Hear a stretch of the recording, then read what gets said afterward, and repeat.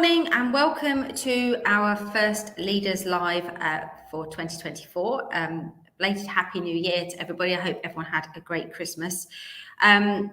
Just a little bit of housekeeping, really. We have had over 100 questions since we published that we were doing this today, and which is brilliant to see people so engaged, especially coming off the back of an incredible week with full council scrutiny, cabinet, where we've had loads of public engagement. So we are going to do our very best to answer as many questions as we like, but we do only have half an hour. The other thing to say is that there are quite a lot of questions on the same subject. So we picked one question from the pre-submitted ones to cover each topic, and where things are substantially different, the comms team will try their very best to come back to you and answer those that we miss as soon as they can. So I've started this month, not only with a massive number of meetings and decisions taken, but I've spent the last 2 Saturdays out in Bournemouth. The first Saturday I was out with the enforcement team. I was out from 6 till midnight, understanding more about what they do out in keeping our roads safe, especially around the nighttime economy. And then last week you will have seen that I was out with our street cleansing teams from 4 o'clock in the morning, trying to understand what happens before we all get up. And it was absolutely fascinating to be part of the team. They do an incredible job. And it's really sad to see the Echo article today about overflowing bins, because an awful lot of those bins are either private bins or they're in alleyways where it's not the council's responsibility to go and litter pick, or where they're overflowing, and actually, you know, there is a responsibility on some people to have the right size bins for their business, and to make sure that you know, we all have a responsibility to make sure our bins aren't overflowing. So it's really disappointing to see those sorts of things when our teams are working so hard, and must be incredibly demoralising for them to make it look as though the team aren't working. So turning to the first question, which is from Aris from Kinson, which is one of the many questions we've had about 20 mile an hour. And this has been prompted by a question that was asked by a member of the public at full council last week. And actually you would have seen, if you look at the Cabinet Forward Plan, that there is a paper coming to our March Cabinet, which looks at the options around 20 miles an hour. So, you know, it isn't a surprise that, you know, roads are still incredibly dangerous. People are being killed on our roads, you know, on a regular basis. And it's imperative, if we're going to actually, you know, be a decent civilized society, that we do what we can to make our roads safe for everyone, particularly the vulnerable, disabled people who struggle to cross the road, children who we want to encourage to play out and to walk to school and cycle to school, and obviously cyclists as well. And actually drivers, you know, if the traffic is moving in a safe fashion, then that's good for everybody. We are looking at a number of ways to improve road safety. We know that there are literally, I think, over 80 requests for zebra crossings because people don't feel they can cross their road safely. We have hundreds of road safety measures that have been on lists for years with people trying to get improvements. So 20 mile an hour is one way to try and resolve that. And actually, huge numbers of people write to us saying they'd like 20 mile an hour where they live, but it's a bit difficult when they don't want it in a road that they want to visit. So there is no plan to make every road in BCP 20 miles an hour just like that. There is a plan to actually look at the options in alignment with many other towns and cities. I'll give you a few examples. Oxford, Cambridge, the whole of Cornwall, Reading, London, Portsmouth, Edinburgh, are all places where they've gone down the 20 mile an hour route. Now, that doesn't mean their main roads are 20 mile an hour, and it doesn't mean that every road that you think is going to be 20 will be 20. But it does mean we need to assess the best way of making those roads safe. And there are a number of options that we're looking at, whether they are through just general signs and lines where we don't put in lots of measures, and there are other places where we put in really clear measures, like in Newtown and Heatherlands, which in Poole, which virtually the whole ward is a 20 mile an hour zone and has been really successful. So nothing happens without a public consultation and a full democratic process. So nothing's going to happen without involvement of the public and the councillors. And I would really encourage people to engage with that and have a look at the options appraisal that will come forward in March. I think, there was a lot of information taken out of context from the meeting last week, but I will stress, public consultation happens and those things do get taken into consideration. So the next, so David, just quickly, David on that subject has asked about cyclists and scooters not using the pavement at 12:35.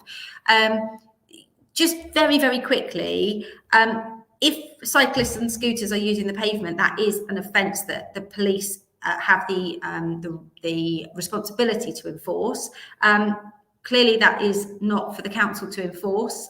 That's not our remit. You can obviously report that to the police. I'm not going to argue about, whether the police have enough people and whether they're enforcing the right thing. That really is for them to get involved with. The only scooters that are legal none of them are legal on pavements, but they are legal on cycleways, shared spaces and roads, are the e-scooters, the Beryl e-scooters, which are contracted. Other scooters are illegal, and it is down to the police to make the decision to seize those vehicles because they are not legal on the public highway. Okay, next question is from Maria about Kings Park. And again, one thing I will say on this is that the way that this was put out into the public domain, I think was unfortunate, but I think it's important to get the context. We don't underestimate the level of public feeling about the nursery, and it's hugely unfortunate that it's around about 100 years old. But the reality is that the world has changed, and we don't have the ability to run services that are not directly benefiting a broad range of people. And in fact, if you look at Somerset, our neighbours to the west, they are closing both their plant nurseries, and many councils did this years and years ago. The reality of the nursery is that it sits within Kings Park. It sits within a protected area, so it cannot be developed. We're not looking at, closing a nursery and building homes. That is not happening. In fact, we can't even transfer the nursery to a business to run because it's actually outside of the Five Parks Act to run a business. Only the council or community can have facilities there. Last year, the cost of operating the nursery, the plant was £527,574, and the income the nursery generated was £302,158. So the taxpayer subsidised the buying of plants for other people in the area by £225,416. Now, if I had known in 2019, when I was previously leader, that in the previous 5 years it had lost hundreds of thousands every year, we wouldn't be having this conversation because the plant nursery would already have been closed. It has lost £1.2 million since 2015.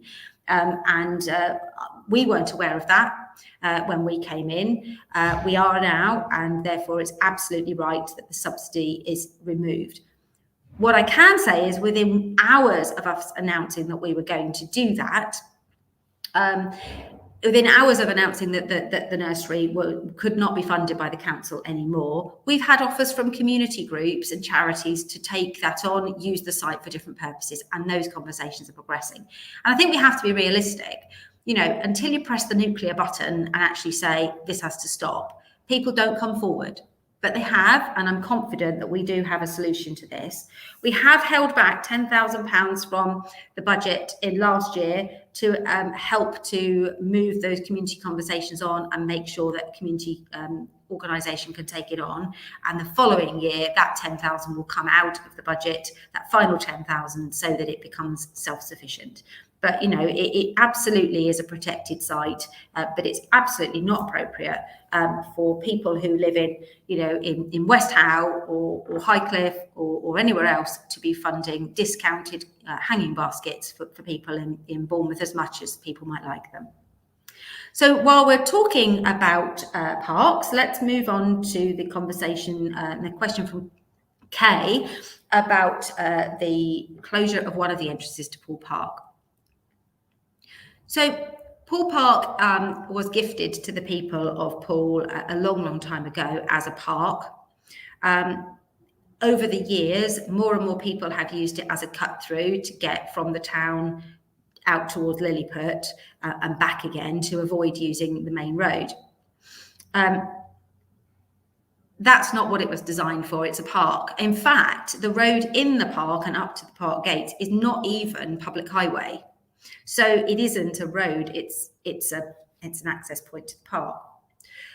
So what we've done, there is already, those of you that know Poole Park will know that all gates to the park are already closed until 10 o'clock every day. So there is no impact on the morning rush hour of closing the southern gate.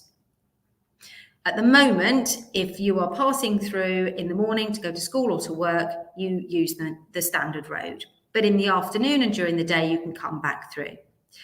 What we're doing is we're extending that closure in the southern gate only. So you'll still be able to enter the park from the east or the west gate, and then you'll be able to leave the park from the west gate that takes you into town.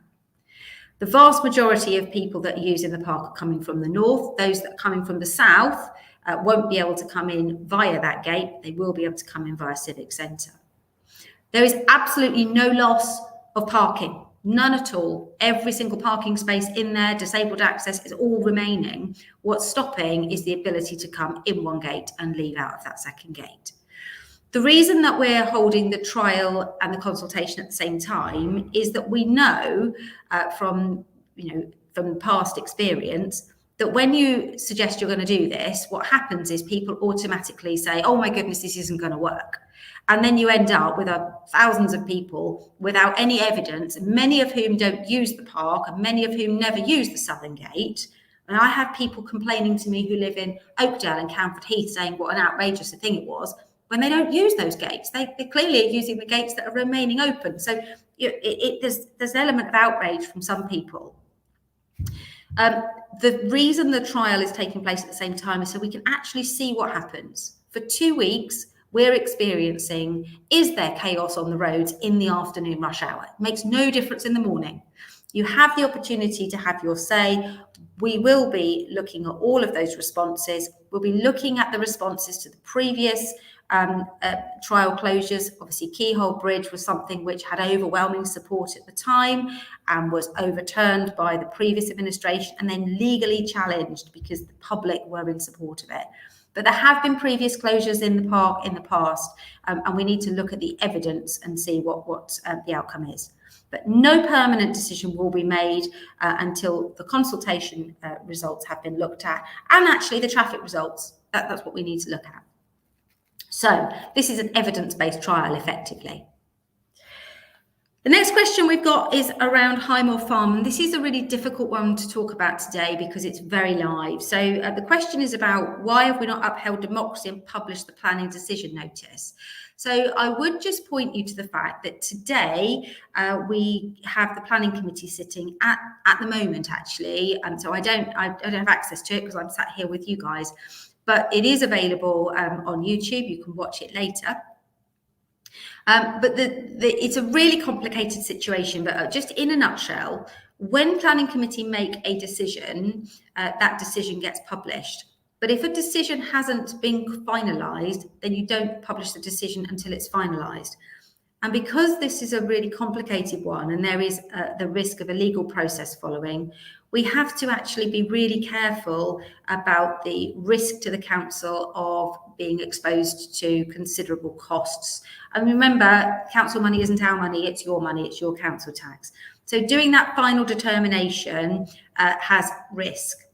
As a result of that, the final decision notice was delayed whilst legal advice was taken and the officers were looking at the reasons and justifications. Nobody's tried to overturn the decision of planning. The planning committee declared what they believe the decision should be, but it has to be justified to issue a decision notice. During the time that all of that was going on, the applicant decided, as is their right, to put in an appeal based upon non-determination. And once they've done that, we don't make the decision about whether to refuse or allow. So therefore, we have to pass that decision to the planning inspector or the Secretary of State. So a lot more information and detail around that process and why it's taken so long and everything that's happening is available to the public through the planning committee report, which is being dealt with today. So I pass you over to that. Let's move on, because I want to try and get to some questions coming through. So apologies, there's thousands here. Question about a traveller site in the heart of Branksome from Steve. I've had lots of emails about this. Apologies, I've not had a chance to get back to everyone yet, but the intensity of work at the moment is really high. So the site that we're talking about is a triangle of land which used to be the railway storage area and has been a car park for many, many years, used by Liverpool Victoria, who've now moved. That site's sitting empty. There is an area on the edge of the site which has nature growing on it, as you would expect when a site's been sitting empty for so long. The site became available, therefore it was added to a list of sites that could be developed. We are legally required to provide housing for our own population of people from the Gypsy Traveller and Travelling Show people. Most of you will know that we have a site for permanent travellers, which is I know it sounds like a crazy statement, doesn't it? People who are traveller community that live permanently, but permanently in their mobile homes in Poole at Manning's Heath. I don't know if you've had a look at it, but if you have a look on Google Maps, you can see it's really well kept, lovely little picket fence gardens, and people have got their structure, which is their washing and their toilet facilities. They've got their mobile home, they've got their car, and they live there and they work and they go to school and they vote and they engage with society. We're not talking about the sort of annual problems that we get with people coming in, leaving a mess and disappearing. These people live here, their children are growing up, those children have a right to somewhere to live, and we have a legal obligation to provide sites for the future. The site's gone into the draft local plan as an allocation. That is not the same as a planning application. What it means is during the next 15 years, we expect to need a site. This site has been allocated for that purpose. As and when that site might be needed, assuming that the local plan is adopted a year, 2 years down the line, once it's been through all of its public consultation phase, then a planning application may follow. And at that stage, all of the issues that we always take into account with planning applications, transport, overlooking, biodiversity, impact on neighbours, school places, doctors, all of those things will be taken into account in exactly the same way.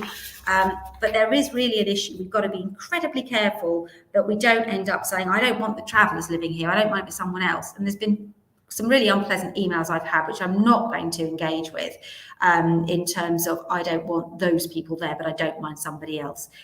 These are our residents who live among us and pay their taxes and pay their rent, and allocating the site for that purpose in a residential area. These are our residents. That's really important. So I'm just having a look to see, I can't see anything in the last few questions about that, so I'm going to move on to the question about paddling pools.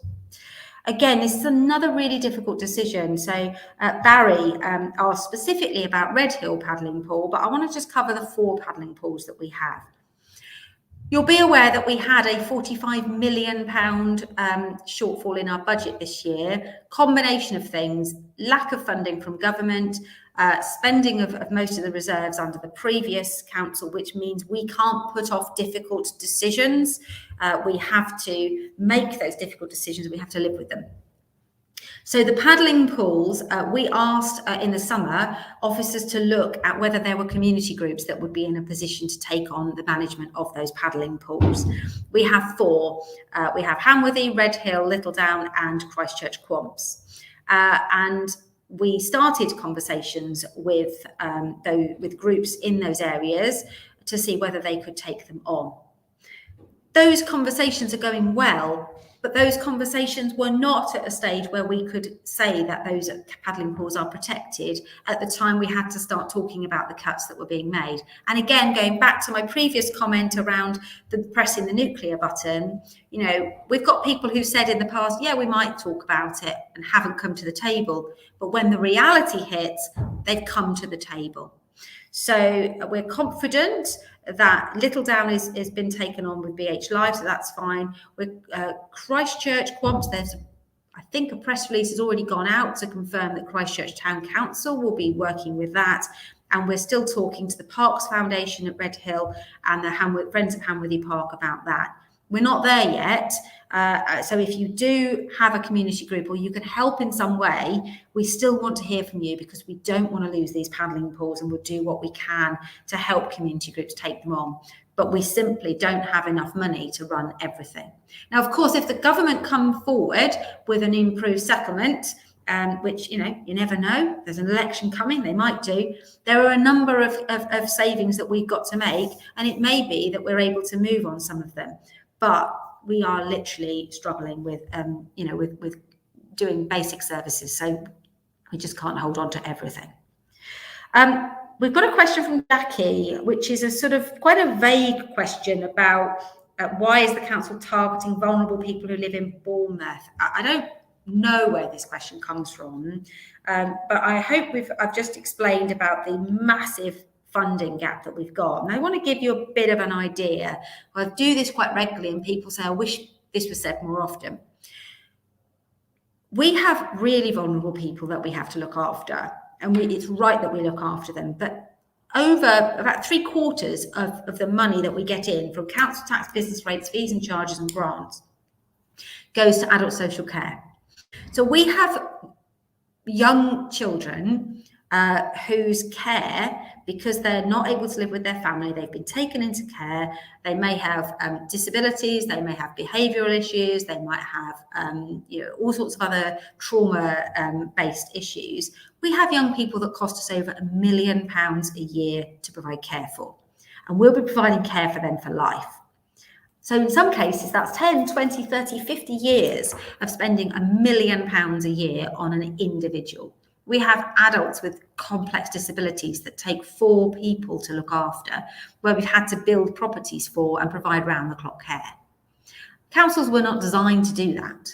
And if you imagine an average council tax is, in an average house is about £1,600 a year, how many houses that is? I mean, off the top of my head, 1,600, 16,000, 1,000, 700 houses. So that's, you know, in some cases, 4 or 5 streets to provide the care for one individual.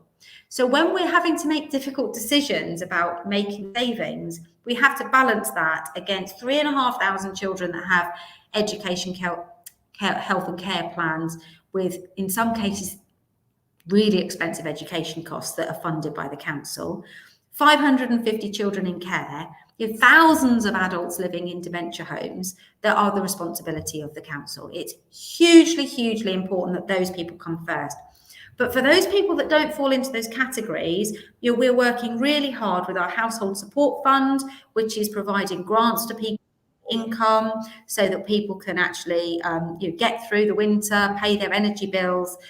We've got Neighbourhood CLR, which is Community Infrastructure Levy. 28 projects have just received funding, including the Poole Food Bank, new play areas, you know, in management of parks. All of those things are being done wherever we can. So we're really conscious of trying to spread that load as much as we can.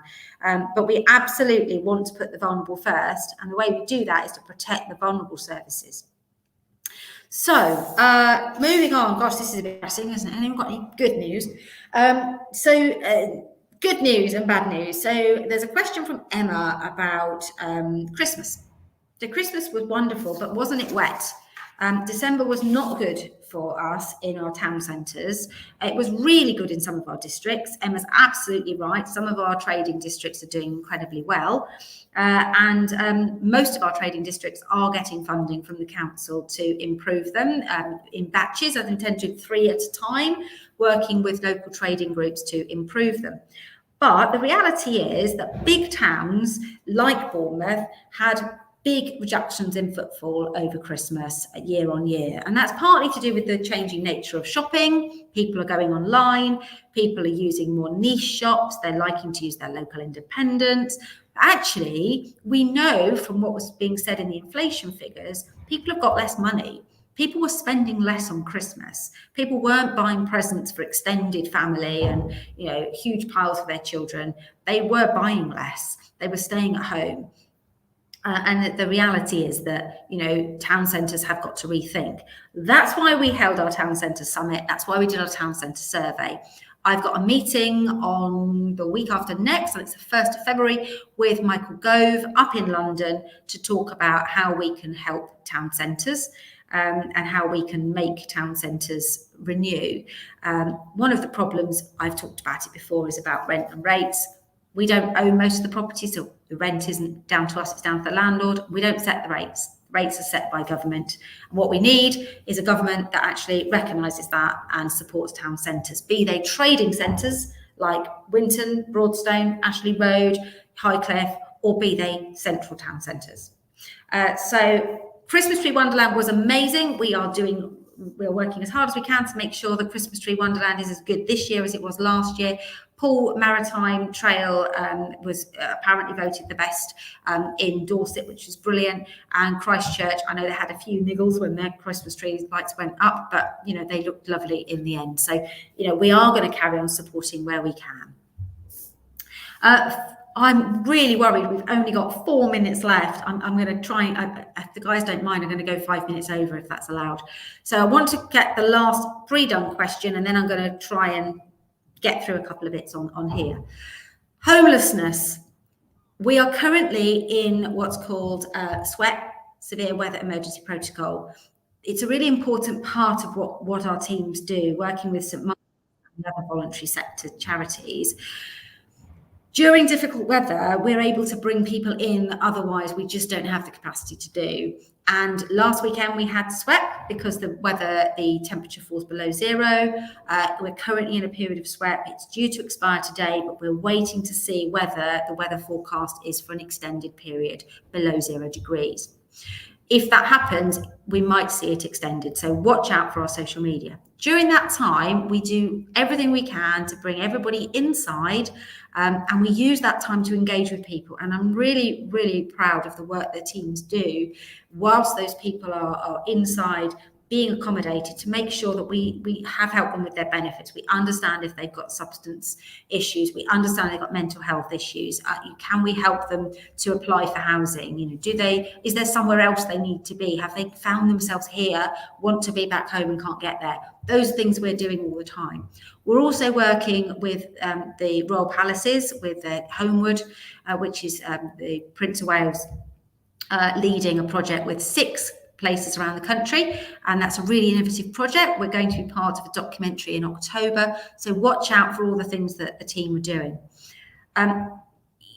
There is no real solution to homelessness unless we build more houses. It's not a problem just here. We have people who are rough sleeping, and that's a very small number, usually around 50 people, and they are the obvious homeless. But we've got people who are in B&Bs and hostels with children, and that's not acceptable. And we're absolutely committed to driving down and driving out homelessness. So I guarantee you, Anthony, we are doing what we can. The solutions are complicated, and we will work as much as we can to make it happen.